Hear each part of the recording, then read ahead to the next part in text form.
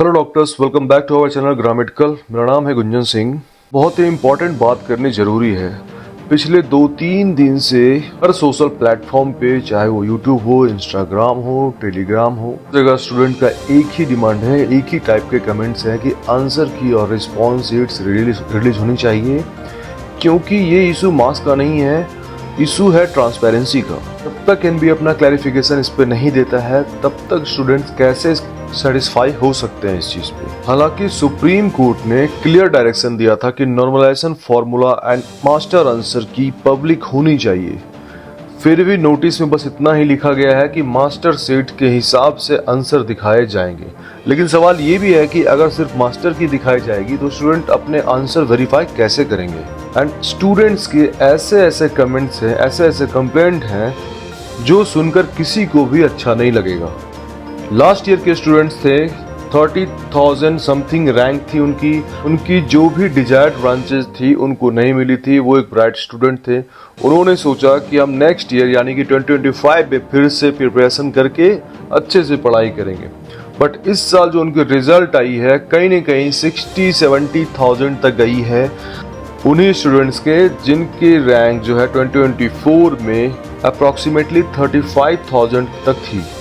And जब कोई भी स्टूडेंट नेक्स्ट ईयर के लिए प्रिपरेशन करता है तो वो 2 साल गवा चुका होता है। 1 साल तो उसने तैयारी अच्छे से नहीं की या फिर उनको सीट नहीं मिली फर्स्ट ईयर में। सेकेंड ईयर जब वो फिर से प्रिपरेशन करने की कोशिश करते हैं तो इस तरह के रिजल्ट और इस तरह के अनफेयर चीजें ही हमें देखने को मिलती है।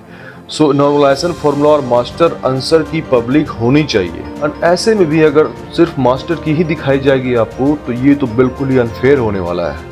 एक स्टूडेंट कह रहे थे कि हमारे जो है 560 आंसर करेक्ट थे, रिजल्ट में सिर्फ 440 आए हैं।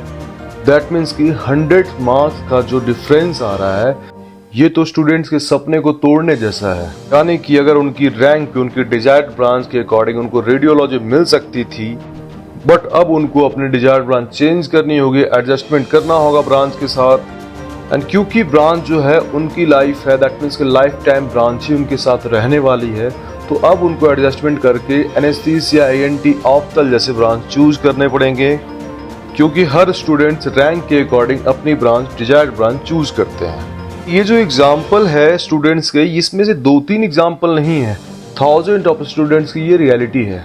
प्रॉब्लम को आप समझिए कि रिकॉल बायस के नाम दिया जा रहा है, लेकिन यहाँ हजारों स्टूडेंट एक साथ गलत रिकॉल कैसे कर सकते हैं? ये लॉजिकली पॉसिबल नहीं हो सकता है। मार्क फॉर रिव्यू ऑप्शन जो है, कोई स्टूडेंट्स कह रहा है कि जो क्वेश्चन उन्होंने रिव्यू करके सबमिट किए, सिस्टम ने उन्हें रिकॉर्ड ही नहीं किया। अगर ये सच है तो सोचिए कि 30 से 40 आंसर वैनिश हो जाएंगे। मास्टर की और रिस्पॉन्स शीट का मिसमैच, यानी कि अगर आपके रिस्पॉन्स को गलती से किसी और सीट से कंपेयर कर दिया गया तो सही आंसर भी गलत हो जाएंगे। आईटी वेंडर इश्यू भी आए थे इसमें। इस साल एग्जाम टीसीएस के बजाय एक नए वेंडर ने कंडक्ट किया और रिपोर्ट है कि सिस्टम क्रैश भी हुए थे कुछ सेंटर्स पे, पासवर्ड ऑटो रीसेट भी हुए हैं और सेंटर फेल्यूर हुए हैं। जब इतने ग्लिचेस सामने आ रहे हैं तो कैसे मान लिया जाए कि पूरा एग्जाम फ्लॉलेस था और पूरा एग्जाम जो है बहुत ही अच्छे से कंडक्ट करवाया गया। अगर आप लास्ट ईयर के टॉपर्स को इस साल के टॉपर्स को देखते हो, दोनों को अगर कंपेयर करते हो तो ये भी चीजें आपको क्लियर हो जाएंगी। अगर इस साल पेपर मॉडरेट था, लास्ट ईयर के कंपैरिजन में देखा जाए तो पेपर इजी भी कह सकते हो आप, फिर भी हाईएस्ट मार्क्स जो है सिर्फ 707 ही आए हैं। अगर पेपर नॉर्मल था तो टॉप स्कोर जो है 740, 750, 760 के बीच होना चाहिए था। ये भी एक रेड फ्लैग है। सबसे बड़ा सवाल ये भी उठता है कि जेईई, एसएससी, यूपीएससी जैसे एग्जाम में रिस्पॉन्स शीट और चैलेंज विंडो मिलती है स्टूडेंट्स को, तो फिर नीट पीजी डॉक्टर्स को ये राइट क्यों नहीं दिया जाना चाहिए? क्या हमारे देश के जो डॉक्टर्स हैं उनके कैरियर एक इंजीनियर के कैरियर से कम इंपॉर्टेंस रखता है? हालांकि सुप्रीम कोर्ट ने अपने ऑर्डर में बोला था कि exam transparency is not a privilege, it's a fundamental right under article 14। मतलब हर स्टूडेंट को फेयर इवैल्यूएशन का हक है। अगर आप सिर्फ मास्टर की दिखाकर मैटर क्लोज करना चाहते हैं तो ये डायरेक्टली कोर्ट के अंडर ऑर्डर का वायलेशन है। एंड ऐसे में भी अगर एनबीए क्लैरिटी नहीं दे पा रही है और नहीं देती है आगे, तो जाहिर सी बात है स्टूडेंट्स का अगला कदम जो है दिल्ली हाई कोर्ट या सुप्रीम कोर्ट ही होने वाला है। क्योंकि आंसर डिस्क्रिपेंसीज की बात करूं तो इसमें एक दो स्टूडेंट्स नहीं हैं, हजारों लाखों स्टूडेंट्स हैं जिनको ये लग रहा है कि उनके रिजल्ट जो है बिल्कुल भी फेयर नहीं है। लास्ट ईयर भी बहुत सारी चीज़ें हुई थी, काउंसलिंग डिलेज तो इतनी ज़्यादा हुई थी कि वो फरवरी तक गई थी। 2024 की काउंसलिंग वर्स्ट काउंसलिंग में से ही मानी गई थी, बट लग रहा था कि 2025 में है चीज़ें जो है सॉल्व हो जाएंगी, सही तरीके से काउंसलिंग ली जाएगी, सही तरीके से कंडक्ट करवाई जाएंगी। बट इस साल भी ये चीज़ लग रहा है कि मैटर फंसता हुआ दिख रहा है, और हो सकता है कि अगर कोर्ट केसेस होते हैं, अगर आंसर की जब आने के बाद भी स्टूडेंट सेटिस्फाई नहीं होंगे और सिर्फ मास्टर की ही दिखा दिया जाएगा, तो फिर कोर्ट केसेस भी होंगे और डिलेज भी आपको देखने को मिलेगी। सो फ्रेंड्स, एक बात मैं आपको और क्लियर बोलना चाहता हूँ कि ये फाइट इंडिविजुअल नहीं है, कलेक्टिव है।